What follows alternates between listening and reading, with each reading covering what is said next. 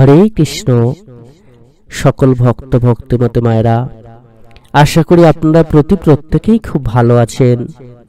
সামনেই পবিত্র মহাশিবরাত্রি।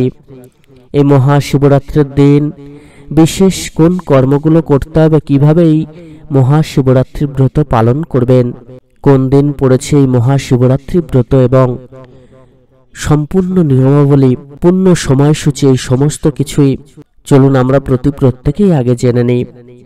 পবিত্র মহাশিবরাত্রির দিন আমরা প্রত্যেকেই ভগবান শিবের আরাধনায় ব্রতী হই। তাই মহাশিবরাত্রি হিন্দু ধর্মের অন্যতম প্রধান একটি উৎসব, যা ফাল্গুন মাসে পালিত হয়। মহাশিবরাত্রিকে ভগবান শিবের উপাসনার জন্য অত্যন্ত গুরুত্বপূর্ণ পার্বণ হিসেবে বিবেচনা করা হয়। প্রতি বছর ফাল্গুন মাসে কৃষ্ণপক্ষে চতুর্দশ তিথিতে এই উৎসব পালিত হয়। চতুর্দশী তিথি ভগবান শিবের উদ্দেশ্যে নিবেদিত এবং এই দিনে ভগবান শিবের রুদ্রাভিষেক করা হয়।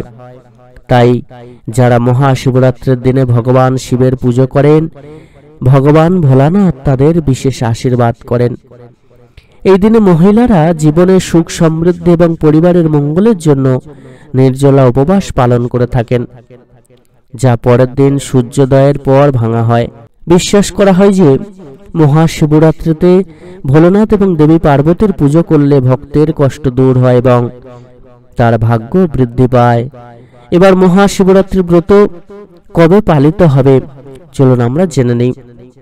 এবছর অর্থাৎ 2025 সালে মহাশিবরাত্রি ব্রত পালিত হবে 26শে ফেব্রুয়ারি বুধবার। মহাশিবরাত্রিতে 4 প্রহরের পুজোর পদ্ধতি।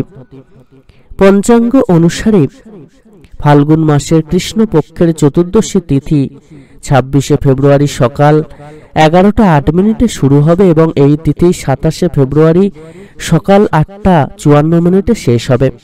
মহাশিবরাত্রিতে রাতে পুজো করার ঐতিহ্য রয়েছে, তাই 26শে ফেব্রুয়ারির রাতে মহাদেবের পুজো করা হবে।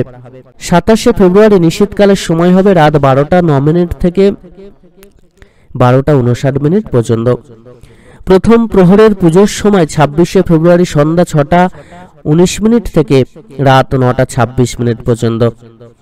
দ্বিতীয় প্রহরের পুজোর সময় 26শে ফেব্রুয়ারি রাত 9টা 26 মিনিট থেকে 27শে ফেব্রুয়ারি রাত 12টা 34 মিনিট পর্যন্ত। তৃতীয় প্রহরের সময় হবে 27শে ফেব্রুয়ারি রাত 12টা 34 মিনিট থেকে ভোর 3টে 41 মিনিট পর্যন্ত। চতুর্থ প্রহরের পুজো হবে 27শে ফেব্রুয়ারি ভোর 3টে 41 মিনিট থেকে 6টা 48 মিনিট পর্যন্ত। এবার চলুন আমরা জানবো মহাশিবরাত্রিতে জল অভিষেকের শুভ মুহূর্ত। মহাশিবরাত্রির দিনে মহাদেবের জলাভিষেকের বিশেষ তাৎপর্য রয়েছে। এই দিনে সকাল 6টা 47 থেকে 9টা 42 মিনিট পর্যন্ত জল দেয়া যেতে পারে। এরপর দুপুর 11টা 6 মিনিট থেকে দুপুর 12টা 35 মিনিট পর্যন্ত জল দেয়া যেতে পারে। তারপর জলাভিষেক বিকেল 3টে 25 মিনিট থেকে সন্ধ্যা 6টা 8 মিনিট পর্যন্ত করা যেতে পারে। আর শেষ মুহূর্তটি রাত 8টা 54 মিনিটে শুরু হবে এবং রাত 12টা 1 মিনিট পর্যন্ত চলবে। মহাশিবরাত্রির পুজোর পদ্ধতি। মহাশিবরাত্রি 4 ঘন্টা পুজোর সময় ভগবান শিবের রুদ্রাভিষেক করা হয় এবং তারপরে যজ্ঞ করা হয়। মহাশিবরাত্রির শুভ তিথিতে পঞ্চামৃত দিয়ে শিবের মূর্তিতে অভিষেক করুন। এরপর 8টি পাত্রে জাফরান মিশ্রিত জল অর্পণ করুন। সারা রাত ধরে প্রদীপ জ্বালিয়ে রাখুন এবং চন্দনের তিলক লাগান।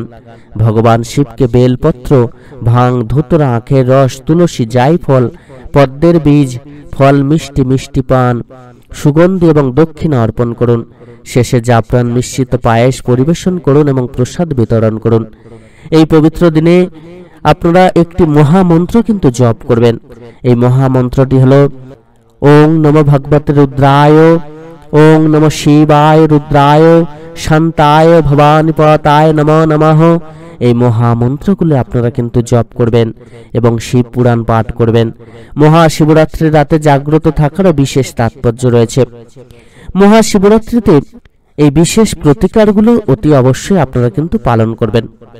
প্রথম প্রতিকার হচ্ছে মহাশিবরাত্রির রাতে শিব মন্দিরে যাবেন এবং রীতি অনুসারে পুজো করুন এবং শিবলিঙ্গের কাছে দেশি ঘি দিয়ে তৈরি একটি প্রদীপ জ্বালান। এটি করলে আপনি অর্থ সংক্রান্ত সমস্যা থেকে মুক্তি লাভ করতে পারবেন। যদি আপনার মন্দিরে কোনো শিবলিঙ্গ না থাকে তাহলে মহাশিবরাত্রির দিন আপনার বাড়িতে একটি ছোট শিবলিঙ্গ আনুন এবং রীতি অনুসারে অভিষেক করার পরে এটি স্থাপন করুন।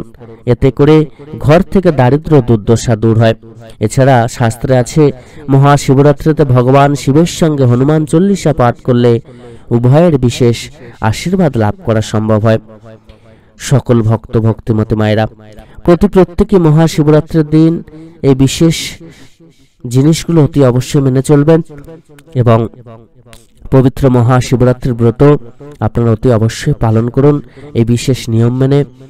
আর বিশেষ এই পালনের সময়সূচি মেনে কিন্তু আপনারা এটি পালন করবেন। সকলে খুব ভালো থাকুন। ভগবান আপনাদের প্রতি প্রত্যেকের মঙ্গল করুন।